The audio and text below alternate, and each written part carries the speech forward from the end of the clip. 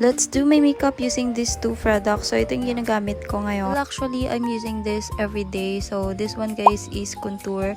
Ito yung ginagamit ko. Naka-buy one take one to. Meron na siyang kasamang blush on. Kung ano yung nakikita niyo sa video na to, doon lang ako sa part na yun naglalagay sa face ko para magkaroon siya ng shape, kanon, magkaroon siya ng buhay. Super perfect nito kasi hindi mo na siya kailangan mag-adjust ng skin tone. Kasi lahat ng skin tone guys is nag-a-adjust naman siya. Na-adapt naman siya ng skin. Maputi ka man or morena. So, napakaganda nitong product na to. Perfect niya lang din kasi pang travel kasi napakaliit lang nito, mabilis mo lang siyang malagay sa bag. And actually wala pa siyang 300 pesos guys, dalawa na yung marireceive mo. Mas ganyan lang guys yung ginagamit kong blush. Bigay ako sa light pink para very natural lang yung effect sa face ko. Mas okay na sa hands ko siya biniblend muna bago siya i-apply sa aking pisngi kasi nga mas mas natural siya tingnan guys sa aking mukha. Ang perfect din ito pang everyday use sa mga gusto ng mga natural looking. This is for you. So, voila. Ito na siya guys kapag nasa salamin.